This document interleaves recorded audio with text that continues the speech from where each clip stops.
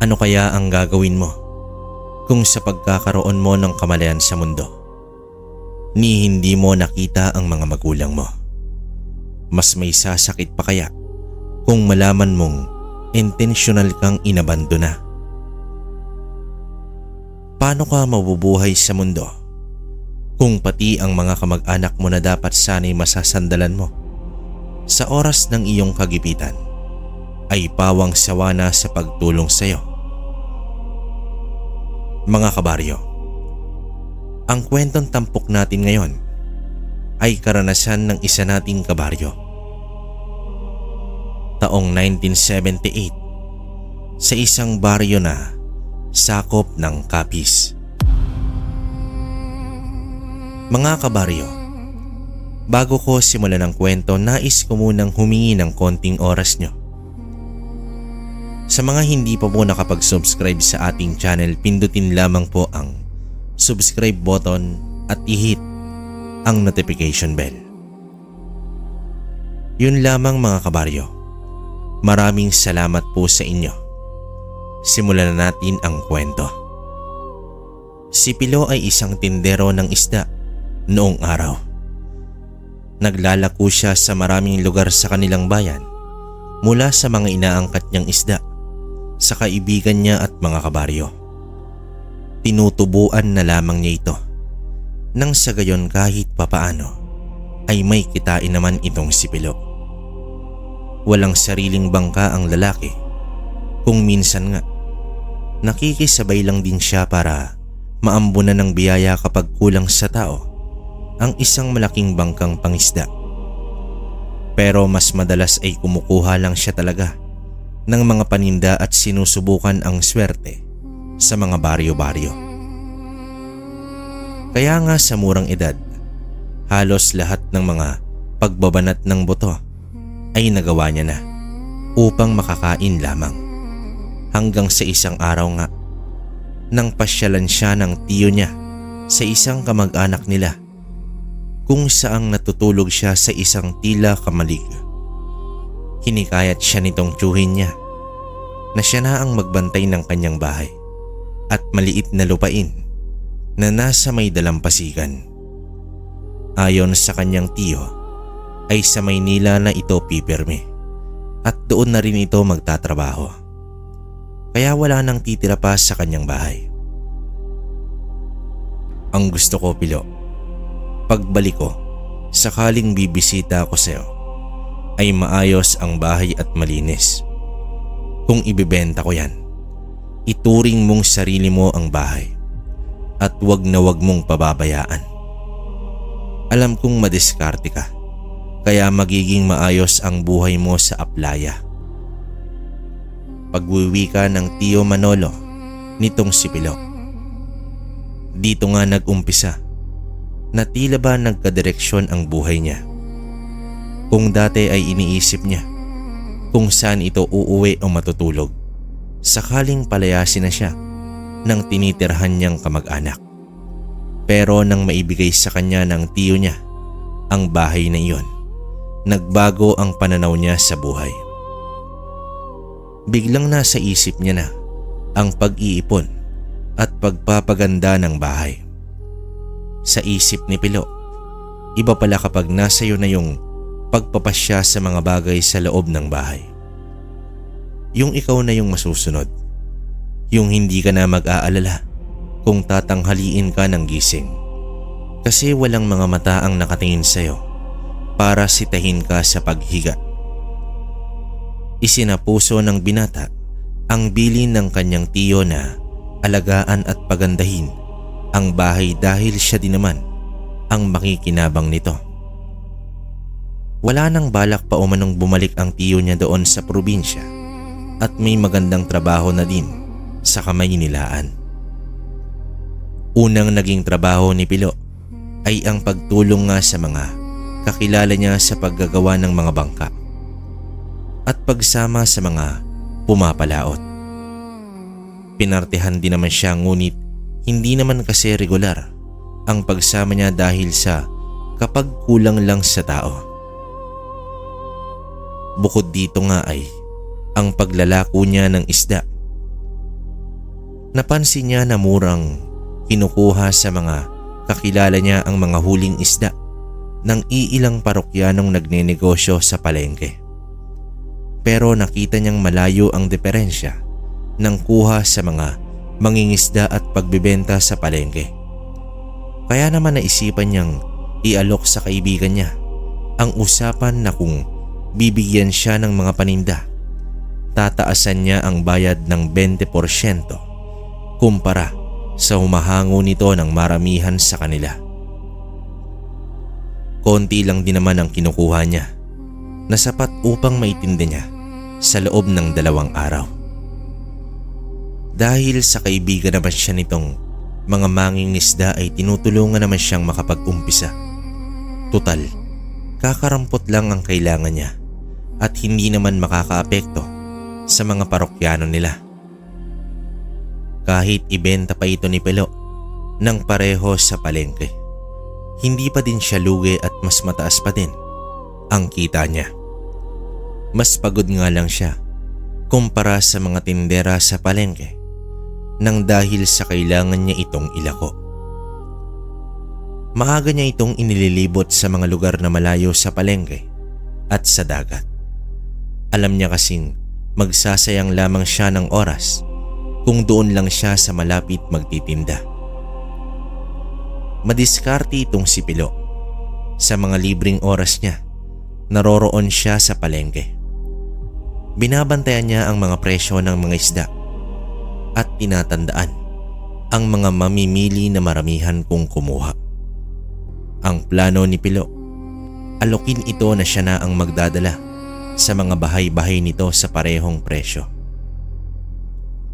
Bagamat kung titingnan ay pandaraya at panlalamang ito sa ibang tindera, pero sa mundo ng negosyo, malaking kompetensya ang kaharap nila at kailangan ng mga makabagong diskarte upang mas lumakas ang benta. Awa ng Diyos, dahil sa kilala si Pilo sa palengke ng mga mamimili dahil paminsan-minsan ay nagkakargador siya dito. Pinagkatiwalaan siya ng iilang mamimili hanggang sa dumami na ang kumukuha sa kanya ng isda. Mula sa pagbibitbit ng mga balde nito, nakapagpundar siya ng isang sidecar na bisikleta at lalagyan ng isda maging ng timbangan niya. Dati kasi ay nakikihiram lamang ito. Natuwa din naman ang mga mangingisda dahil sa kumita sila ng karagdagan dahil kay Pilo. Malaki na ang 20% dagdag sa kita nila at nakakatulong pa sila dito sa binata na mag-isa na nga lang sa buhay. Labis ang pagtitipid nito. Halos ayaw gumastos mula sa kita niya kung hindi lang naman babalik sa kanya na may tubo.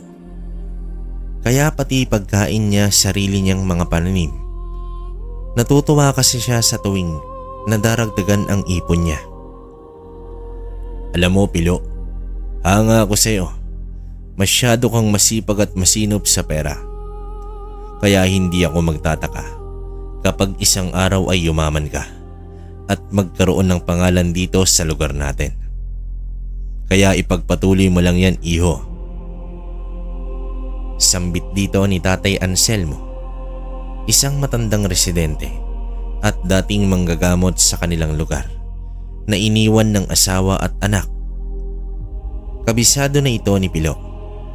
Alam niyang kapag lumapit ito sa kanya, maaaring wala na itong bigas o makain sa kanyang maliit na kubo. Nabubuhay na lamang kasi itong si Tatay Anselmo sa mga bigay ng kabaryo niya. Labis na mahina na ang katawan at pagtitinda lamang ng walis tinting ang pinagkakakitaan. Pero sino ba naman ang bibili sa'yo ng walis tinting araw-araw, di ba? Alam nyo, Tatay Anselmo, kilala ko na kayo.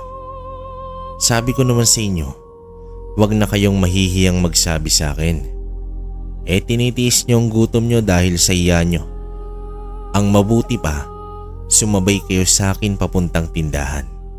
bibili tayo ng isang kabang bigas. At saka ito, magluluto tayo ng sinabawang ulo nitong isda. Mainam yan para lumakas kayo. Sambit naman itong si Pilo. Ang nakatutuwa lamang sa kanya, masyado siyang kuripot at tipid sa kanyang sarili. Pero kapag nakakakita siya ng kagaya ni Tatay Anselmo na matanda, ay hindi niya rin ito matitiis. Kaya nga marahil kaya siya pinagpapala, ayon pa sa mga kaibigan niya, kasi walang dalawang sabi ang mga nangangailangang matanda at sinisikap niya ngang tulungan. Unti-unti naman ay napapagawa niya yung bahay. Sementado na ang kalahati nito. Maayos na din ang bakuran at puno ng mga gulay ni Pilo. Araw ng linggo, oras na inilalaan ni Pilo para sa pagpapasalamat sa Diyos, at nagtutungo nga siya sa simbahan upang magbigay puri sa Panginoon at sa pagpapasalamat sa mga kabutihan at biyayang ibinigay sa kanya.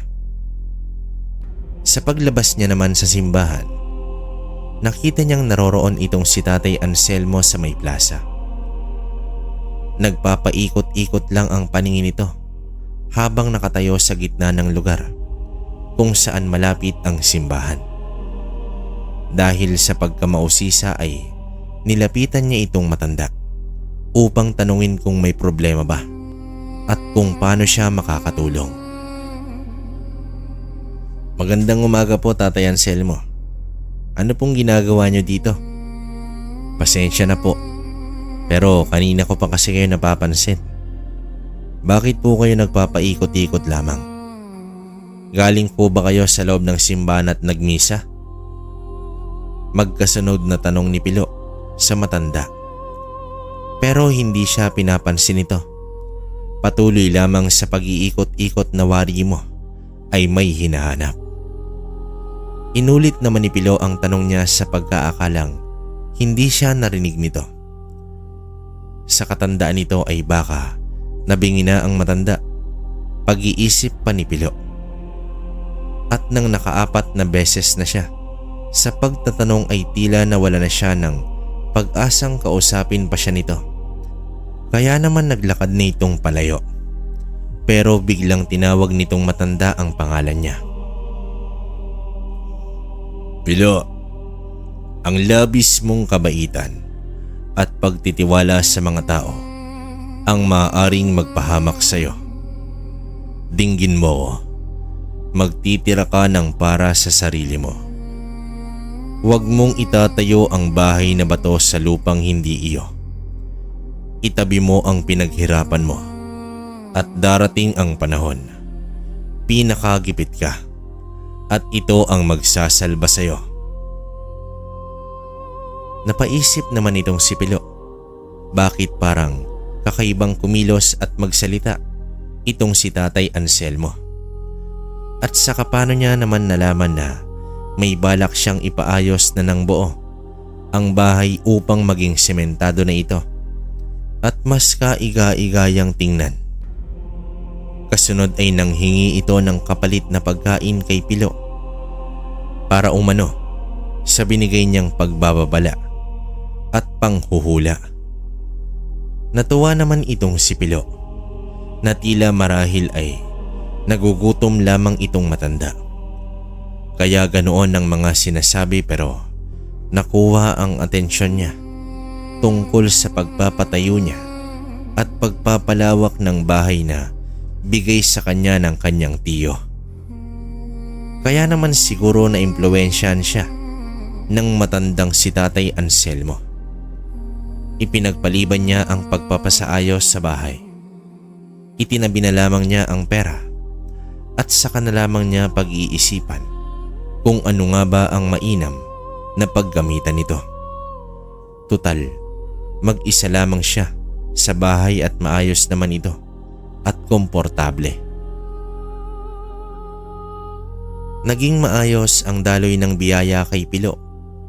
Mas marami na siyang natutulungan.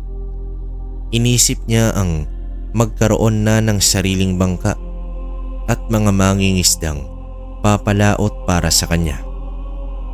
Subalit bagamat nasa kakayahan niya na ito, kinonsidera niya pa rin ang mga kaibigan niyang mangingisda na tumulong sa kanya upang magtagumpay, kaya naman hindi niya ito tinuloy at ipinaubaya na lamang sa mga mangingisda ang pagbebenta sa kanya ng mga panindang isda.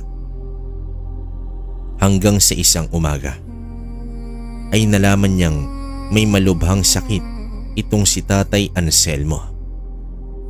Dala na din ng katandaan at ni minsan hindi na siyang binalikan pa ng asawa o kahit man lang kamustahin ng mga anak nito. Walang ibang dumamay sa matanda kundi itong si Pilo. Inasikaso niya ito, pinagamot at pinatingnan sa doktor. Mabuti na lamang ay hindi pa niya nagasta sa pagpapaayos ng bahay ang naitatabi niya. Nagamit pa niya ito upang madugtungan ang buhay ng matanda. Gumaling naman ito at mas lalong napalapit sa binatang si Pilo. Isang araw, nagtungo itong binata sa bahay ng matanda. Inimbitahan kasi siya nito at naroroong nakaupo lamang ito sa kanyang tumba-tumba. Ilang gabi nang may bumibisita sa akin dito sa bahay, Pilo.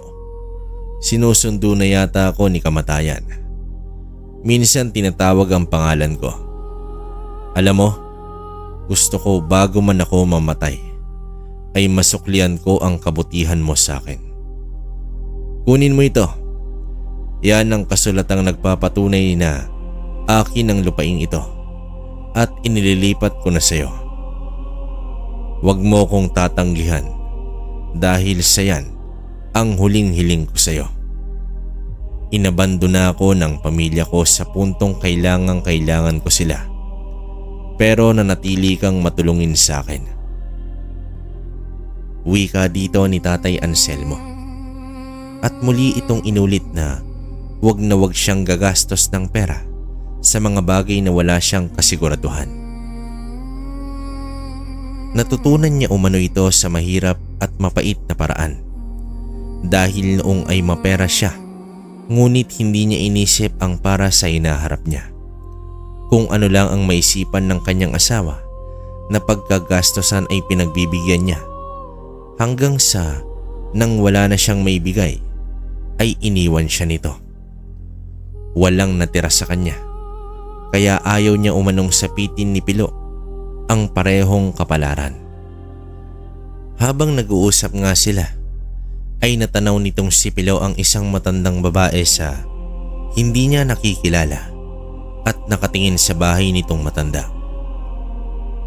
Natural nang may tanong ni Pilo kay Tatay Anselmo kung kakilala niya ba yung matandang babae. Tatay Anselmo, napansin ko lang po simula nung pagdating ko dito. Naririyan niyang matandang babae at nakatanaw dito sa bahay niyo. Kakilala niyo po ba siya? Baka naman may kailangan sa inyo. Sa mga sinabi naman ni Pilo ay nabahala itong si Tatay Anselmo. Dahil sa walang nakikitang matanda itong si Tatay Anselmo. Pawang mga puno lamang ang naroroon at walang tao. Pero malinaw na inilalarawan ni Pilo ang itsura ng matanda na nakatanaw sa bahay niya. Kaya naman pumasok saglit sa bahay itong matanda. Kinuha nito ang kanyang buntot pagay at tila may orasyong sinambit. Pagkatapos ay pinalo ng pinalo sa hangin ang buntot pagay. Dito nakita ni Pilo na biglang parang nasaktan yung matanda at tumakbong papalayo. Nagtaka naman ang binata, kaya agad niyang tinanong itong si Tatay Anselmo kung ano daw ba ang nangyari at bakit biglang tumakbo yung matanda dahil sa ginawa niya. Ayon kay Lolo Anselmo, may alam siyang iilang orasyon kontra aswang pero hindi malakas ang kanyang espiritual na kakayahan. Hindi bukas ang ikatlong mata niya, samantalang kabaliktaran naman itong si Pilo dahil sa nakita niya ang aswang kahit may gamit itong sa bulag. Nanlamig ang mga kamay ni Pilo nang sabihin ni Tatay Anselmo na marahil iyon yung aswang na gabi-gabing bumibisita sa kanya. Maaring naaamoy na nito ang nalalapit ng kamatayan niya, kaya naman umaali-aligid na ito palagi. Alam mo, Pilo, may mga uri ng aswang ang nalalaman kung may taning na ang buhay ng isang tao na gusto nilang biktimahin. Mas mabango ito sa kanilang mga pang-amoy.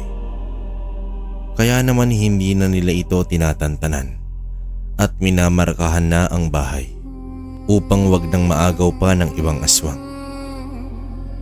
Siguro hanggang dito na lang talaga ang buhay ko. Pero masaya ako na nakilala ko ang isang mabait na batang kagaya mo. Mag-o-85 na ako, iho. Masyado ng mahabang panahon ang inilagi ko dito sa mundo. Kaya wag ka nang malungkot. Malumanay na wika nitong si Tatay Anselmo na mas lalong ikinalungkot naman ni Pilo. Wag naman kayong magsalita ng ganyan, tatay. Sabi naman ng doktor, di ba? Maayos na ang kalagayan nyo. Malayo na kayo sa mga sakit, kaya malabo yung sinasabi mo. Pagkontra naman ni Pilo. Napalapit na kasi sa kanya ang matanda na parang tunay na lolo niya na rin ito.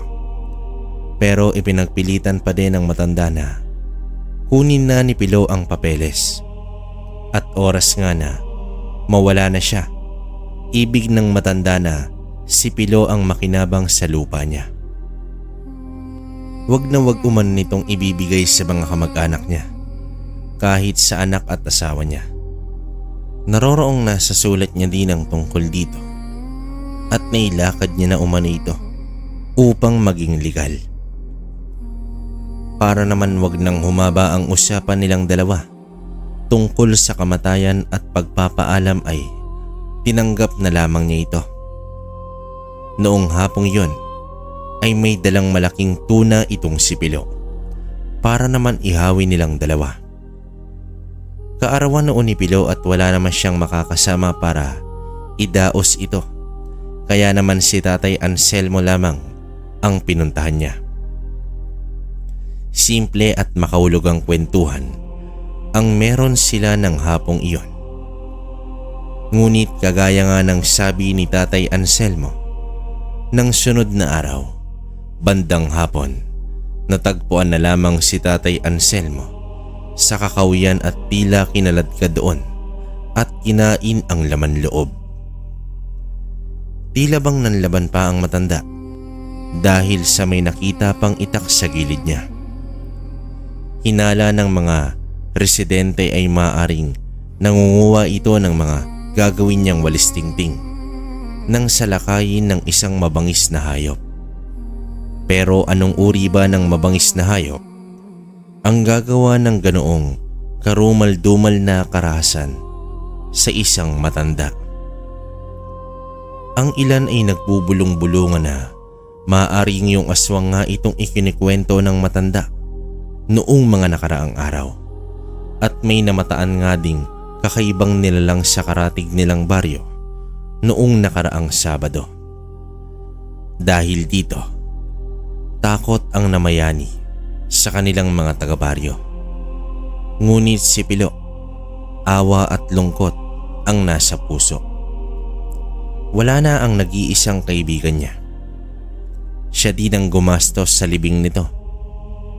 Ayaw niyang hayaang basta na lamang ilibing ang matanda at binigyan niya ito ng isang maayos na burol. Pagkatapos ay nilinis niya yung bahay nito. Bilin din kasi ng matanda na sunugin ang lahat ng gamit niya kapag namatay na siya, maliban sa kanyang buntot pagi at tansong itak na ginawa niya, umpisa ng maging Mag-isa na lamang ito sa kanyang buhay. Ang itak na nakitang hawak ng matanda noong namatay siya. Pero bukod doon, ipinasunog niya na ang ano pa mang makikita sa kanyang kubo. Tinupad ni Pilo ang biling nito habang maluwalawa siyang inaalala ang huling pagsasalo nila ng inihaw na tuna. Sa mga sumunod na linggo ay nagpatuloy ang mga usapin sa aswang. Mga buntis na nakukunan at mga lasing na nakakakita ng mala paniking dambuhala na lumilipad sa kalaliman ng gabi. Pero hindi ito ang pinaka nakakatakot na bagay para kay Pilo. Nang dahil sa dumating itong kapiestahan sa kanila, nang biglang dumating ang tiyo niya. Si Tiyo Manolo ang nagbigay sa kanya ng bahay. Naroroong may kasamang babae at isang bata. Di umano ay minalas siya sa Maynila at walang ibang pagpipilian kundi ang umuwi sa probinsya. Kakailanganin niya na umano ulit ang bahay. Pero maaari pa din naman daw na tumira doon itong si Pilo. Kaya nga lang, maarte yung babaeng na pangasawa nito. Ayaw na naroroon siya sa bahay at hindi daw komportable. Buntis at mukhang nasa paglilihi. Pasensya ka na, Pilo. Alam kong sinabi ko sa iyo noon na ituring mong sarili mo itong bahay. Pero inabot lang talaga ako ng malas sa Maynila. Tinakbuhan ako ng kasosyo ko sa negosyo. Nabaon ako sa utang, kaya kailangan kong magtago dito. Pagpasensyaan mo na rin ang tiya mo Alam ni Pilo na sinsero naman ang tiyo niya sa paghingi nito ng tawad. Isa pa, aminado naman siya na wala siyang karapatan sa bahay kahit pa na ipaayos niya na ito ng bahagya. Isa pa, matagal din siyang tumira doon at napakinabangan niya naman. Ano ka ba, tiyo? Wala ang dapat na ipaghingi sa akin ng tawad. Sa lahat ng kamag-anak ko, ikaw ang pinaka nag-alala sa akin noong panahong walang-wala ako. Huwag ho kayong mag-alala. May lilipatan naman ako. Iiwan ko na sa inyo ulit itong bahay. Tugon pa dito ni Pilo. Sa kanya napagtanto na marahil ito yung ibig sabihin ni Tatay Anselmo na huwag ibuhos ang lahat sa bagay na walang kasiguraduhan. Mabuti na lamang at nakinig pala itong si Pilo. Pero dahil sa hawak niya ang titulo ng lupa ni Tatay Anselmo at legal itong nailipat sa kanya, alam niyang sigurado na siya sa lupa na yon. Kaya naman doon niya inumpisang ipatayo ang pangarap niyang bahay. Nagkaroon ng bayanihan ang mga kabaryo niya.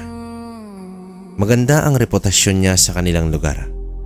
Ngunit ilang sa kanya ang mga kamag-anak niya dahil isang alam nilang hindi nila trinato ng maayos ang binata noong nakikitira ito sa kanila.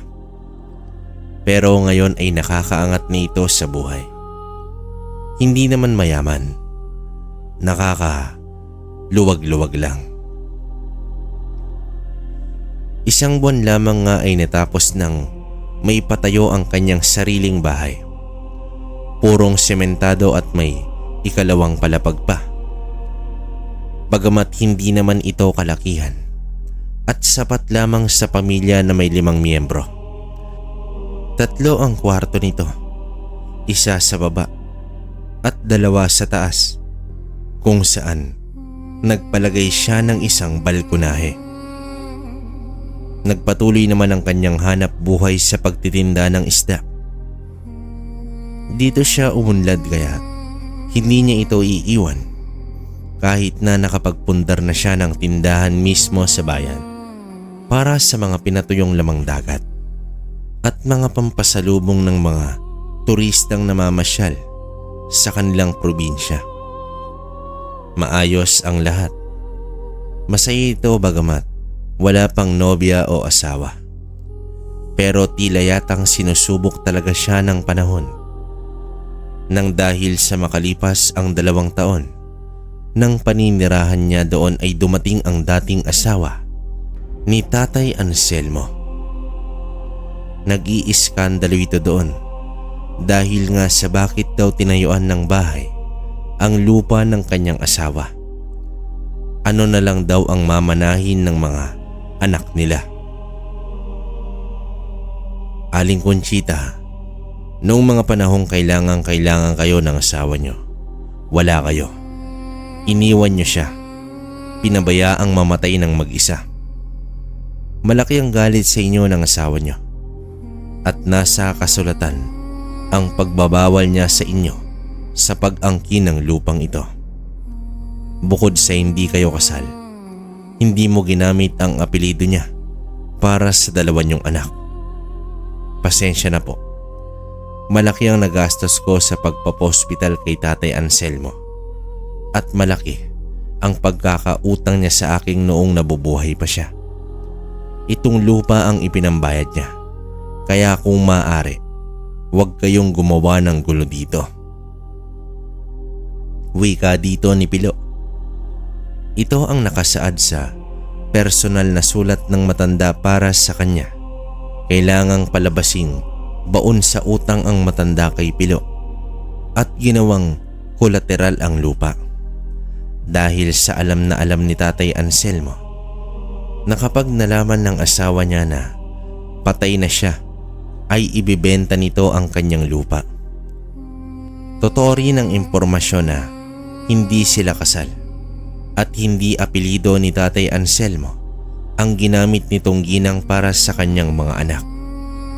Ibig sabihin, wala nga silang karapatan sa lupa. Naroroon ng kapitan at saksi ito.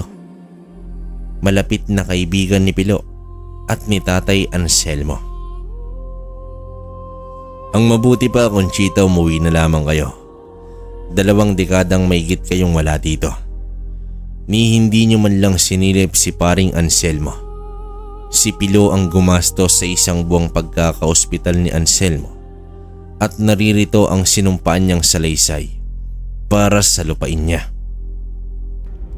Segunda ng kapitan pero imbis na makinig ay nagalit itong si Aling Conchita at nagbanta ito na hindi pa daw sila tapos. Babawiin niya umano ang dapat na para sa kanya. Ayon naman kay Pilo ay walang problema sa kanya basta babayaran nitong ginang ang lahat ng pagkakautang ni Tatay Anselmo at ang kabuuan ng gastos sa ipinatayo niyang bahay doon. Dito niya ibibigay ang titulo. Malaki ang galit ni Pilo sa pamilya ni Tatay Anselmo. Alam niya ang pakiramdam ng inabandona at walang ibang malalapitan. Tila masasalamin niya ang sarili niya sa matanda noong nabubuhay pa ito kaya naman hindi niya papayagang yurakan ang alaala nito ng mga makasariling tao. Pero pinaalalahanan din siya ng kapitan na isang delikadong laban umano ang kinakaharap ni Pilo. Dahil kapag away lupa umano, base sa kanyang karanasan, ay talagang madugo at minsan nauuwi pa ito sa patayan. Ayon naman kay Pilo ay hindi ito uurong. Maninindigan siya at alam niya na nasa tama siya. Subalit ang lingid sa kalaman nitong binata na itong si Aling Conchita ay isang taong sabihin na natin ibang Diyos ang sinasamba. May karunungang itim at may kaalaman sa pangkukulam at nagbabadya ang unos sa kanyang buhay. Sa panahong ito, unti-unti naman silang nagkakamabutihan ng dalagang ina na tawagin nating si Leonora. Iniwan ng banyagang pinangakuan siya ng kasal at may 2 taong gulang na anak. Bagamat puno ng pangungutya ang pinapaligo nitong dalagang ina na si Leonora, hindi ito naging hadlang upang magustuhan siya ni Pilo. Maasikaso ang babae, mabait at mapagmahal sa kanyang anak. Lumalaban ito ng patas sa buhay at nagtatrabaho bilang isang kahera sa isang tindahan sa bayan. Ang problema lang, pati mga magulang niya ay tila itinatakwil siya. Pero para kay Pilo, naroroon nang alam niya na may pagkukulang at pagkakamali itong si Leonora. Aminado itong babae na nasilaw siya sa mga pangako ng isang Amerikano. Napapakasalan siya at isasama sa Estados Unidos. Pero iniwan lamang ng mabuntis siya nito. Aminado naman ang babae na pera ang dahilan at gusto niyang makatakas na sa kahirapan at yun lamang ang alam niyang paraan. Pero hindi niya umano pinagsisisihan ang ituloy ang pagbubuntis niya at itaguyod ng mag-isa ang kanilang anak. Dahil sa malaki naman ang bahay ni Pilo at isa pa ay kailangan niya rin ng makakasama at abala nga siya sa kanyang mga pinagkakakitaan. Pinatigil niya sa pagtatrabaho itong si Leonora. Gusto niya ay asikasuhin na lamang siya nito at ang anak nito. Tutal ay kaya niya namang umanong suportahan ang pangangailangan nilang mag-ina. Naging ganon nga ang kanilang usapan at hindi naman naglaon. Napatunayan ni Pilo ang kanyang sinseridad sa babae. Ayaw ni Pilo ang palampasin ang pagkakataon, kaya naman inalok niya ng isang kasal itong si Leonora. Hindi man ang pinakamagarbong kasal, pero iniharap niya ito sa altar at inako ang buong responsibilidad sa panganay nito. Ngunit nang sa akala niyang masaya na ang lahat, naghihintay lamang pala ng tamang pagkakataon ang kasamaan para gambalain sila. Isang hapon, habang nasa bayan itong si Pilo, may dumaang tindera ng karne sa bahay nila. Dahil nga sa bago lang sa lugar itong si Leonora, ay hindi naman niya kilala pa ang mga taong naroroon. Talagang nagiging palakaibigan ito sa lahat. Alam niya kasi kung ano ang reputasyon ng kanyang asawa sa baryong iyon. Isang matanda ang nagalok sa kanya ng karning tinda. Ipinaubos na lamang umano niya ang paninda niya at para makauwi na siya sa anak niyang may sakit. Tagaroon lamang daw siya sa baryo, malapit sa may dulo. Naawa naman si Leonora. Halatang hirap yung matanda at dahil sa wala pa naman silang ulam para sa hapunan, ay binili niya itong nasa basket ng matanda. Nagwika pa itong matanda na mainam umano ang sinabawang karne para sa isang sanggol. Nagtaka naman si Leonora dahil hindi naman nasanggol ang anak niya at 3 taong na ito. Naglalakad na nga pero hindi niya na ito masyadong inisip pa at isinara niya na ang kanilang tarangkahan. Sabik siyang magluto ng nilagang baboy. Pinakuluan niya ito ng mabuti at pinalambot ang karne. Maya-maya naman ay dumating na itong si Pilo. Pagod ito at gutom, pero nang maamoy niya ang niluluto, agad itong kumuha ng kalamansi at luya. Ayaw niyang sumama ang loob ni Leonora, pero kasi napakalansa ng niluluto niya. Kaya naisipan ni Pilo ang lagyan ito ng konting luya at kalamansi, pangtanggal lang daw ng amoy. Naisip niya naman na baka hindi lamang nito napansin ang amoy dahil sa abala sa mga paggawa. Naroroon kasi itong naglilinis sa kwarto nila. Pero nang mailagay ni Pilo itong kalamansi pa lamang, nagtaka siya. Parang iba yung pagbula ng sabaw na niluluto ng kanyang asawa. Kaya naman kinuha niya yung sandok at inamoy niya ito. Dito napaduwal na lamang si Pilo dahil sa mas bumaho yung niluluto. Ngayon ay para na itong nabubulok na karne. Naamoy na din ito ni Leonora na noong wala pang kalamansi ang sinabawan niya ay hindi naman niya napansin yung amoy lansa. Natanong niya itong si Pilo kung ano ang ginawa sa nilagang karne at bakit ganoon na lamang ang naging amoy nito. Pero gulat din naman itong si Pilo. Hindi niya umano alam at pinatakan niya lamang ng kalamansi. Napaupo itong si Leonora. Alam niya na ang ganoong pangyayari ay maaaring dulot lamang ng isang aswang.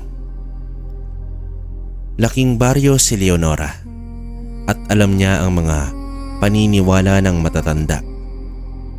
Inilarawan ni Leonora itong matandang nagtinda sa kanya ng karne. Akma ito sa itsura ni Aling Conchita. Gusto kong mas maging maingat ka, mahal. Kung maaari, huwag ka na munang kakausap ng mga taong hindi mo kilala pa. Mahirap nang masalisihan tayo ng aswang.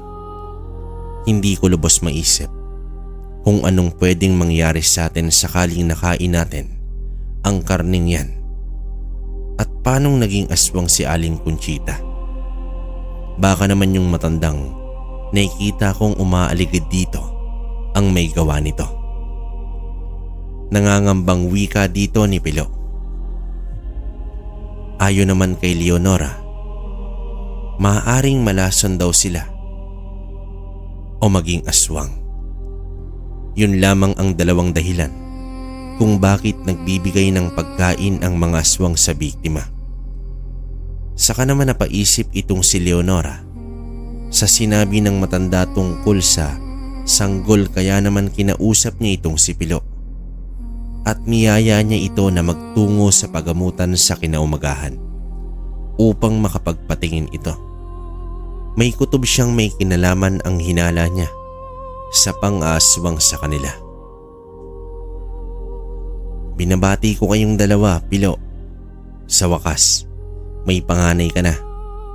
Buntis ang misis mo.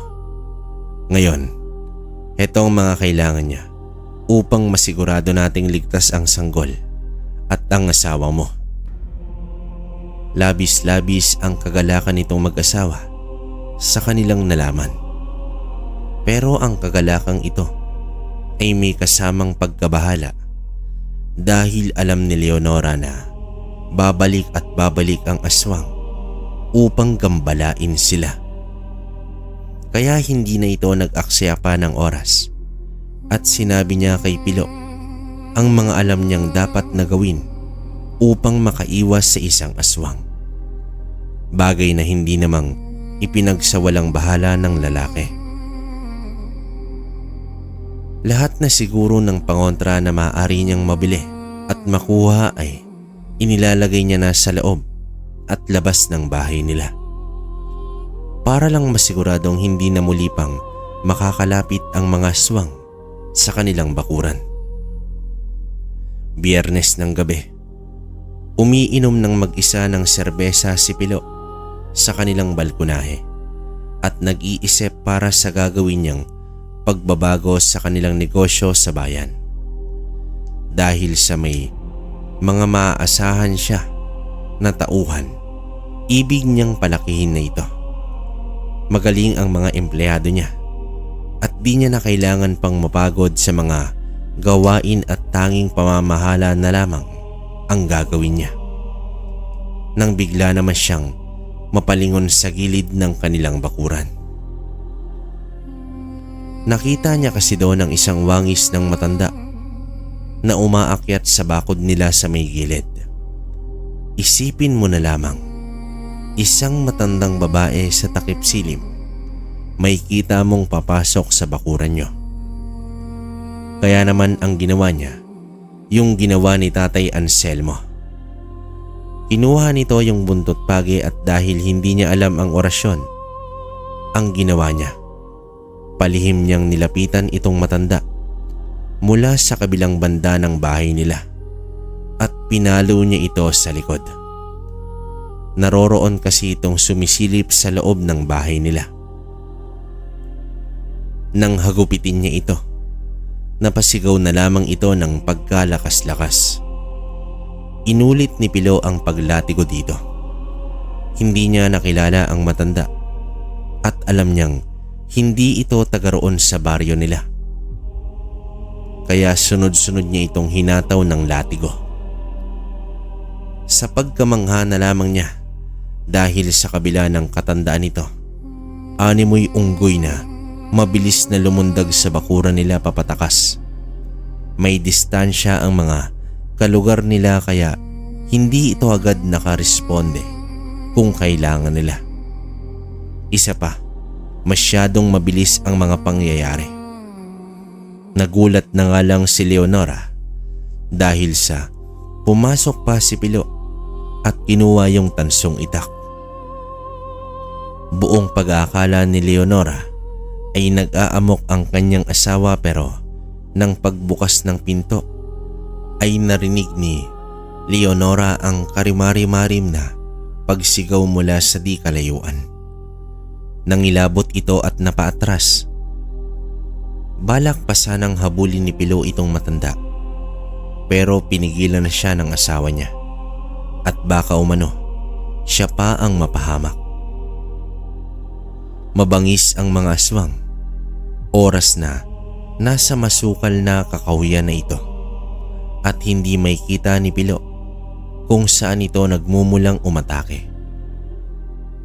Pero inamin naman ni Pilo na hindi pang karaniwan ang paningin niya at pandama, kagaya ng lansa ng karne na hindi naamoy ni Leonora na naamoy niya.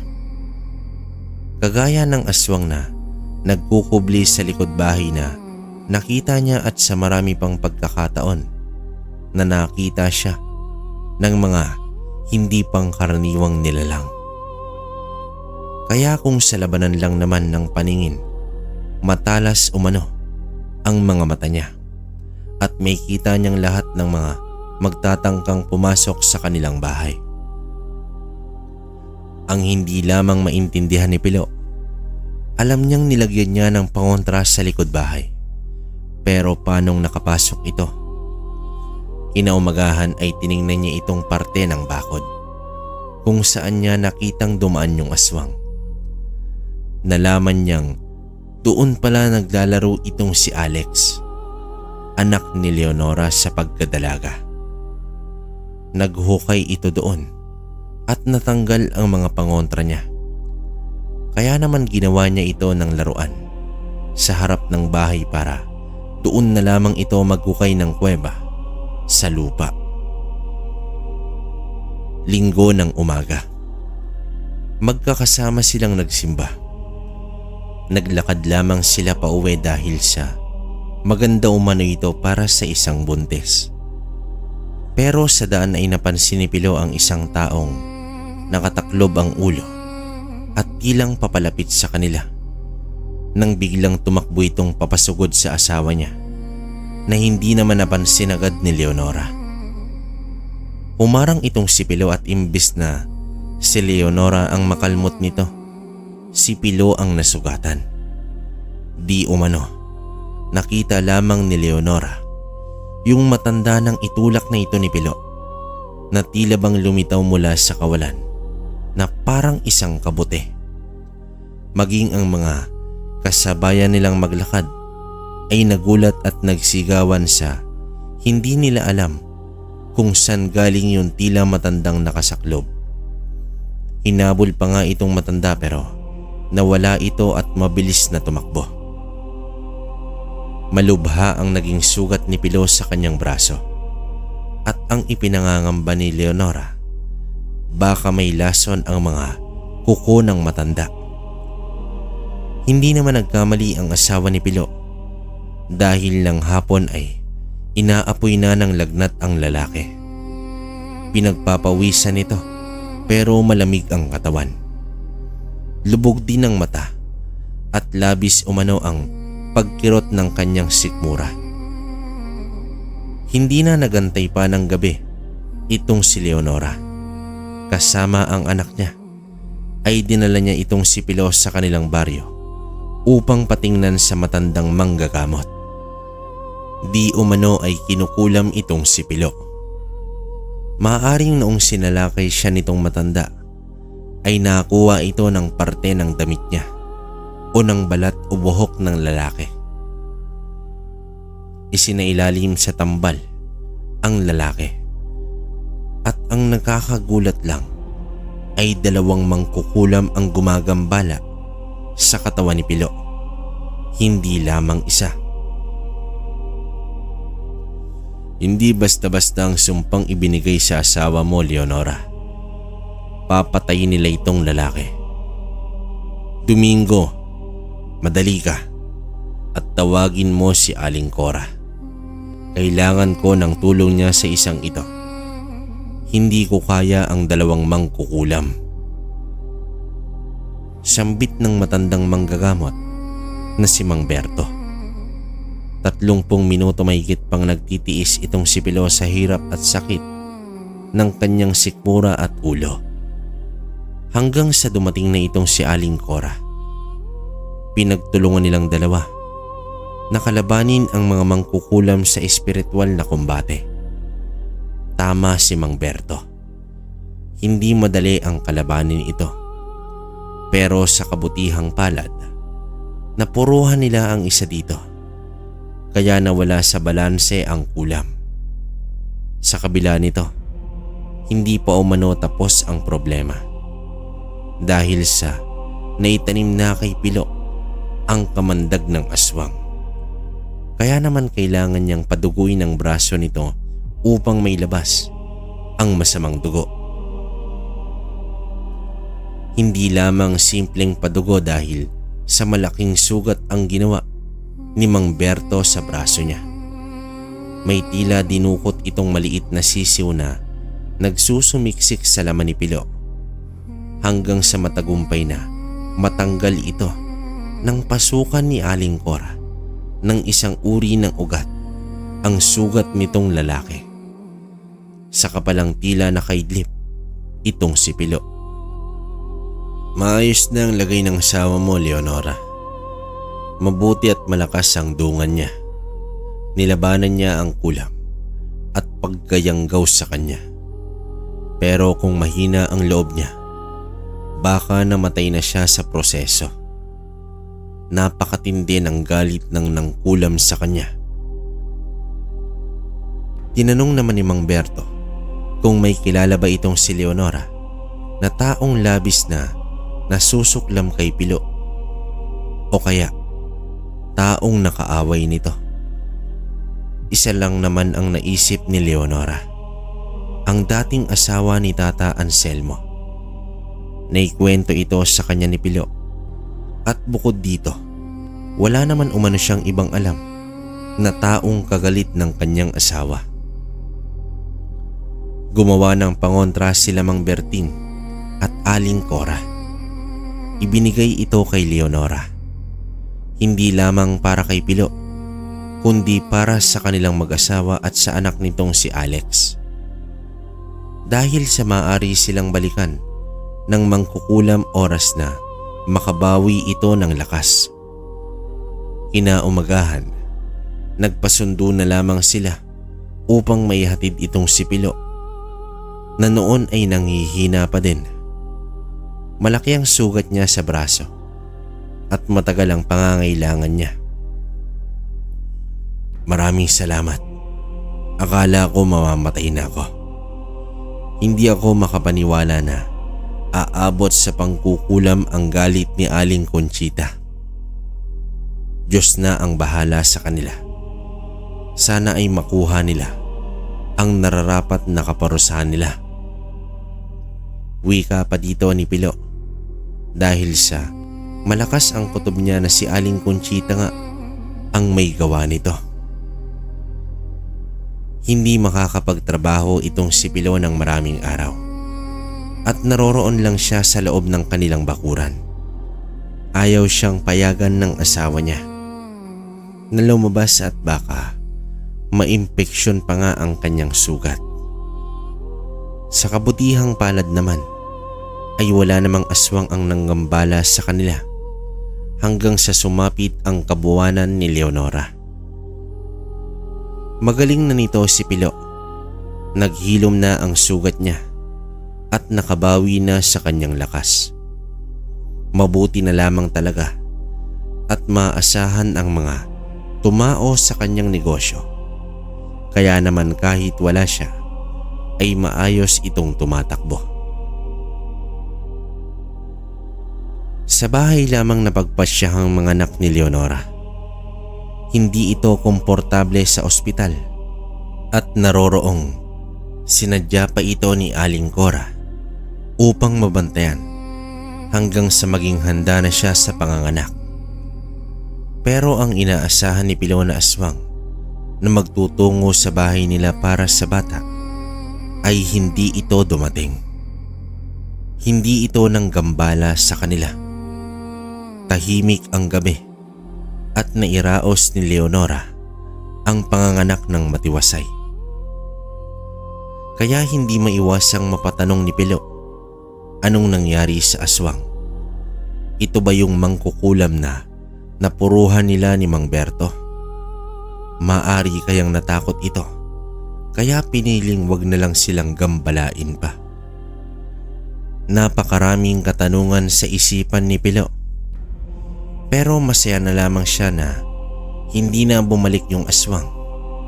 Unti-unting nakalimutan nila ang trahedyang naganap kay Pilo at nanumbalik sila sa kanilang mga normal na buhay. Malusog ang anak nila. Kamukhang kamukha ni Pilo kaya sobrang tuwa siya na sa labis na kasabigang ipinangalan niya itong pareho sa ngalan ni Tatay Anselmo. 2 taon nang lumipas. 2 taon nang lumipas at nag-uumpisa ng maglakad ang bata. Ganun pa din, nasa bahay lang si Leonora. Pero noon ay may tindahan na siyang binabantayan upang hindi naman ito mabagot. Bigasan at mga pangkonsumo ang laman ng tindahan nila at patok na patok ito sa mga kabaryo nila. Hindi na lalayo pa ang mga kabaryo nila upang makabili ng murang mga pangkonsumo dahil ipinareho ni Pilo ang presyo nito sa kung ano ang presyo sa bayan. Total ay wala naman ibang nagtitinda sa kanilang lugar, kaya naman naging malaking tulong ito para sa mga taga roon. Sa umaga ay naroroon itong si Pilo para tulungan itong si Leonora sa tindahan, pero sa pagsapit ng tanghali ay nagtutungo na ito sa bayan. Hanggang sa isang hapon, halos takip silim na din nang papauwi na si Pilo. Napansin na naman niya ang kakaibang pakiramdam na parang may nakamasid sa kanya. Kakababa lang niya ng sakayan at naroon ngang naglalakad na ito. Malapit lang naman, nasa 10 minutong lakad, pero hindi maalis sa kanyang pakiramdam na may nakamasid sa kanya. Hanggang sa lumitaw ang isang aswang sa gitna ng daan at hinarang siya nito. Iba ito kumpara sa matandang aswang na nakikita nila. Tila mas bata ito, babae at labis ang bangis ng itsura. Sinugod nito si Pilo. Napatalo naman si Pilo sa kabila ng kanal para iwasan ang aswang. Nakakatakot lang dito. Tila wala itong saplot at naglalangis ang katawan. Tantanan mo na kami. Hindi ka pa ba napapagod sa ilang taong panggagambala mo sa amin? Ano bang kasalanan namin sa'yo? Tila naubos na din ang pasensya ni Pilo dahil sa paulit-ulit na pangaswang sa kanila kahit ilang taon na ang lumipas. Tila nagpapalamig lang ang mga nilalang na ito sa kasusugod ulit. Nang matapilok siya at napahiga sa daan, dito siya dinaganan ng aswang at tuluyang sinakal. Ilang beses siyang tinangkang sakmalin pero pilit niya itong iniiwasan hanggang sa may makapasyang bato sa gilid niya. Ipinukpok niya ito sa aswang ng 2 beses pero inihampas naman siya nito sa kalsada. Pagkatapos ay tinangkang ilipad papalayo. Mabuti na lang at nakakapit siya sa sanga ng puno ng akasya. Niyakap niya itong sanga hanggang sa mabitawan siya nitong aswang. Sa pagkabigla ay napabitaw siya sa sanga at muling bumagsak sa lupa. Nagpalinga-linga siya at nang hindi makita yung aswang ay kumaripas ito ng takbo pauwi sa baryo nila. Biglang nalaglag naman yung aswang at sumabit pala sa mga sanga ng punong noong nabitawan itong si Pilo. Pero hindi ito dahilan para huminto ang aswang. Dahil sa nagpatuloy itong habulin itong si Pilo habang sumisigaw ng hindi maintindihang salita sa garalgal na tinig. Nagpatuloy sila sa paghahabulan hanggang sa marating ni Pilo ang bahay ng isa sa mga kakilala niya. Dito siya tumakbo para humingi ng tulong. Nagulat naman itong padre de pamilya sa pagdating ni Pilo. Buong pag-aakala nito ay may mga naghahabulan ng tagaan sa lugar. Pero nang makita niya rin itong aswang, napapasugod agad niyang pinapasok sa bahay niya si Pilo. Ano bang ginagawa mo, Pilo? Parang hindi ka tinatantanan ng aswang. Ilang taon nang nagpapabalik-balik yung aswang sa inyo. Noong nakaraan lang, yung pangkukulam sa'yo. Tapos heto na, inaaswang ka na naman. Inaabangan ka pa yata sa daan pa uwi. Sambit nitong kabaryo niya. At napaisip naman itong si Pilo. May punto itong kaibigan niya. Tila nga inaabangan siya. Kung gayon, maaaring kakilala niya lang din itong aswang.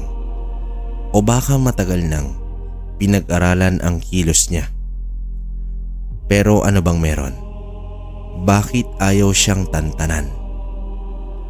Ito ba ang paraan ni Aling Conchita para takutin sila, para isuko ang lupa? Nang mapadaan naman ng ilang residente mula sa bayan, ay nakisabay na itong si Pilo. Wala na rin ang aswang at tila nag-iingat din ito. Pag-uwi sa bahay, ay agad na nagsara ng pinto at bintana itong lalaki. At panay ang pasilip-silip nito sa kanilang paligid. Tila bang napapraning na dahil sa ilang beses na pagtatangka sa buhay niya ng aswang. Parang gusto niyang kumprontahin ng isahan na lang ang aswang at magkaalaman na. Magpataya na lamang sila at matira ang matibay. 3 magkakasunod na gabing walang maayos na tulog itong si Pilo. Oras na bumalik niyang aswang dito. Patay kung patay. Napapagod na ako sa kakatakas at sa pag-aalala gabi-gabi. Titiyakin kung oras na magkita kami, siya ang bubulagta sa lupa. Matapang na wika ni Pilo. Bumili siya ng baril at pinalagyan niya ng orasyon sa isang antingero. Ang bisa nito ay papatay sa aswang. Oras na mapuruhan ito sa ulo o kaya sa kanyang dibdib. Tangan niya ang tansong itak ni Tatay Anselmo at sa kabila, nakasukbit ang baril, nakaupo sa may bintana at inaantay ang pagbisita ng aswang. Pero hindi ito nagpakita. Para bang sa tuwing paghahandaan niya ito, ay hindi itong natutuloy na magpakita sa kanya. Ang napala lamang ni Pilo ay pagkapuyat at pananakit ng batok sa ilang gabing wala itong tulog. Kaya pinilit siya ng kanyang asawang si Leonora na magpahinga muna kahit 2 araw sa gawain niya at matulog na buong maghapon para makabawi ng lakas ang katawan niya. Ayon sa asawa niya, ay mabilis siyang mapapatay ng aswang kung wala siyang maayos na tulog dahil sa hindi siya makakapag-isip ng maayos. Sumunod si Pilo at natulog naman ito. Sa 2nd araw ay nagpahinga at nadaan sa bahay nila itong Tio Manolo niya. Yung tiyuhin niyang nagpatira sa kanya sa bahay nito at may masungit na asawa. Kaarawan pala nito, may konting inumin sa bahay at iniimbitahan itong si Pilo. Hindi naman makatanggi ang binata dahil sa may utang na loob din siya sa lalaki. Pagdating niya doon bandang 4:00 ay may dala nga siyang mga alak at pulutan. Naroroon ng mga kaibigan niya, mga kakilala niyang mangingisda at inimbitahan din pala itong si Tio. Bumalik kasi sa pangingisda itong Tio ni Pilo nang umuwi doon. Wala naman kasing ibang mapagkakakitaan. Ganon pa din ang trato ng tiya niya sa kanya. Hindi din na masyadong namamansin pero wala naman siyang pakialam at naroroon lamang siya sa kaarawan ng tiyo niya. Malayo nang narating nitong kaibigan kong si Pilo. Alam niyo ba nung una, nangungutang pa yan sa akin ng mga isdang paninda niya. Pinagpaparte-partihan pa namin nitong sila paring Damian ang ibibigay sa kanya para lang may tinda siya sa araw-araw. Pero ito, tingnan nyo. Siya na ngayon ang tumutulong sa ating mga mangingisda dito para sa mas magandang kita. Sambit dito ni Tonyo, kababata ni Pilo at ang pinakaunang nagtiwala sa ideya niya sa pagtitinda. Naroroong nagbabalik tanaw sila sa mga alaala nila sa kung papaanong nag-umpisa itong si Pilo at sa mga kalokohang ginawa pa nila para lang may matinda itong lalaki. Kaya nga sa abot ng makakaya ko, gusto kong tulungan ang lahat ng mga kabaryo nating mangingisda. Nang sa gayon, hindi na napagsasamantalahan ng mga kapitalistang taga-syudad ang mga pinaghihirapan niyong huli. At saka parang isang pamilya na din tayo dito sa baryo. Sambit ni Pilo dahil nga sa advokasya niya na tulungan ang mga mangingisda sa abot ng makakaya niya. Kahit sa mga pautang ay tumutulong siya ng halos wala ng interes pa upang mairaos lang ng mga kabaryo niya ang pangangailangan sa kanilang mga kagamitan sa dagat. Nang sumubat naman itong asawa ng tiyo niya na magaling lamang daw itong si Pilo para sa ibang tao pero hindi sa mga kadugo niya. Pinigilan naman ito ng tiyuhin niya. Agad na nanghingi ng paumanhin at hindi lang daw maayos ang kalagayan nito at masama ang pakiramdam. Pero noong paman ay masama na ang trato sa kanya ng asawa ng tiyo niya. Ang totoo niyan ay mali ang paratang nitong tiya niya dahil sa unang-una tinulungan niya ang tiyo niya nang minsan itong lumapit na mag-asawa sa kanya para sa perang paggawa ng bangka para sa pangingisda, maging sa paunang puhunan na gagamitin sa mga lambat at sa gasolina ng kanilang sasakyan. Hindi natupad ang bangka at nakikigamit pa din itong tiyo niya. Paano? Ginamit ng asawa yung pera para sa kaarawan ng anak at inimbitahan umano ang mga kamag-anak nito at kaibigan para lang magmukhang sosyal sila. Taga-kabilang probinsya lamang ang mga kamag-anakan nitong babae at wala ngang nagawa ang tiyo niya. Hindi din ito nabayaran kay Pilo. Hindi na din nagabala pang maningil itong si Pilo at alam niyang hirap ang tiyo niya. Isa pa, wala sa ugali ni Pilo ang maningil. Kaya nga mabait sa kanya ang mga kabaryo niya dahil sa hindi niya ito pinepersa na magbayad. May kusa sila sa pagbabayad. Ayaw din nilang abusuhin ang kabaitan ng tao at baka hindi na silang makaulit pa. Kagaya na lamang sa tiyo niya. Muling sumubok kasing manghiram itong asawa ng tiyo niya para umano sa bangka at naawa na siya sa kanyang asawa na naiinggit sa mga may-ari ng bangka. Pero sa isip naman ni Pilo, di ba dapat inisip niya muna yon bago siya nagwaldas ng walang pakundangan? Iyon na nga, nang muling sumubok itong ginang na mangutang kay Pilo nang hindi nagpapaalam sa asawa niya. Tinanggihan ito ni Pilo. Ayon sa kanya ay sobra yung pinautang niyang pera na hindi pa nababayaran. Kaya hindi na siya maaaring magpautang pang muli hanggang sa may balik yung naunang hiniram nila dahil sa pinapaikot niya lang din naman ang puhunan niya. Kaya nga palaging masama ang trato nitong ginang kay Pilo. Wala namang magawa ang tiyo Manolo niya. Asawa niya to at may anak na sila.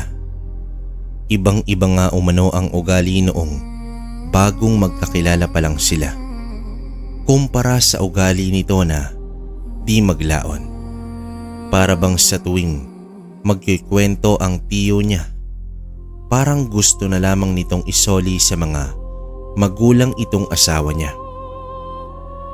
Ngunit nang mapansin ni Pilo na mas tila mas sumisidhi ang usapan at pagkagalit ng tiya niya, ay nagpaalam na siya. Nauna nang umuwi. Nagmadali na lamang siya at gabi na. Ayaw niyang nagtatagal sa labas sa tuwing madilim na. Pero nang malapit na siya sa bahay nila, ay narinig niya ang mga pagsigaw ng asawa niya at mga anak niya. Kaya naman nagmadali siya. Naroroong tumambad sa kanya ang duguan niyang asawang puro sugat ang braso sa pagsangga sa mga pag-atake nitong aswang. Hindi na nagsayang ng oras si Pilo at binunot niya ang baril at pinaputukan niya itong aswang sa ulo. Pero mabilis na nakaiwas ito, kaya nga lang ay sinundan ng pagtaga nitong lalaki at sapul sa leeg ang aswang na iyon. Nagpagewang-gewang itong tumatakbong papalayo. Pero maya-maya pa ay dumating ang isa pang aswang.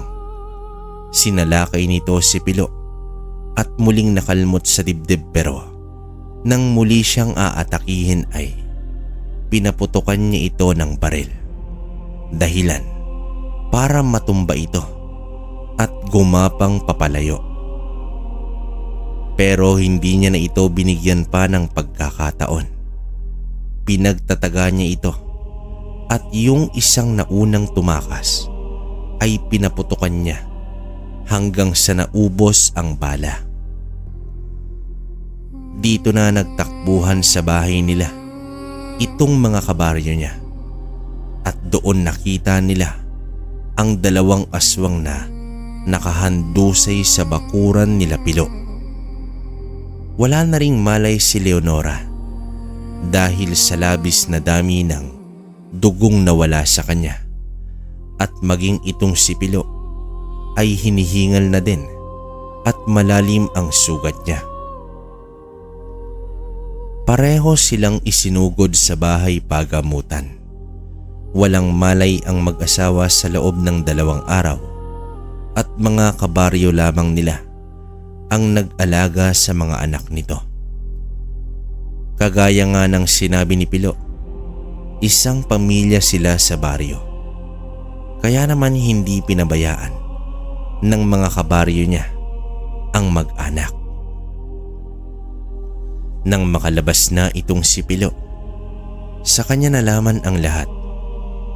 Biyudo na ang tiyo niya dahil isa sa mga aswang na napatay niya ay asawa nito at ang isa naman ay si Aling Conchita. Napag-alaman niyang magtiya itong dalawa at parehong mangkukulam. Labis naman ang pagtataka ng tiyuhin niya dahil nga sa parang noon lamang siya nakaramdam ng kaginhawaan. Ayon kasi sa manggagamot na tumingin dito upang matiyak na hindi siya nahawaan ng pagkaaswang, nagayuma pala itong lalaki at totoong nayanggaw siya. Pero hilaw at tila bang kahit buo na ang sisiw sa katawan ng tiyo niya, hindi ito natuksong kumain ng tao. Kapareho ni Pilo, mataas ang dungan ng tiyo niya at nagagawa nitong pangibabawan ang pagkaaswang niya. Mabuti na lamang at nagawa pa itong magamot at matanggal ang sisiw sa katawan. Muling nakapag-asawa itong tiyo niya. Pero sa pagkakataong yun ay kabaryo na nila. Unang pag-ibig nitong lalaki. At muli silang nagkasama, parehong may mga anak na sa iba. Pero hindi naging hadlang sa pagmamahala nila. Nagpatuloy naman sa pag-asenso sila Pilo. Bagamat kaya na nilang manirahan sa syudad, hindi sila umalis sa baryo nila. Doon sila tumanda at nagkaapo. Naroroong makikita sa sala ng kanilang bahay ang baril at itak na nagligtas sa kanilang buhay. Nakasabit at naging simbolo ito ng kanilang pamilya. Tungkol naman sa matandang aswang na maaaring pumatay kay Tatay Anselmo, wala na ito doon. At napapaisip itong si Pilo kung ito ba talaga ang pumatay o ang mismong asawa nitong si Tatay Anselmo na si Aling Conchita. Nakakalungkot lang na dahil sa inggit at pagkaganid ay nasayang ang buhay ng dalawang magtiya. At tunay nga na ang kabutihan kapag natural na lumalabas sa isang tao. Kahit hindi niya hingin ang tulong ng iba, kusa itong ibibigay sa kanya. Mga kabaryo, hanggang dito na lang po ang kwento na ating binasa ngayong araw. Naway merong kayong napulot na aral sa kwento. Maraming salamat po.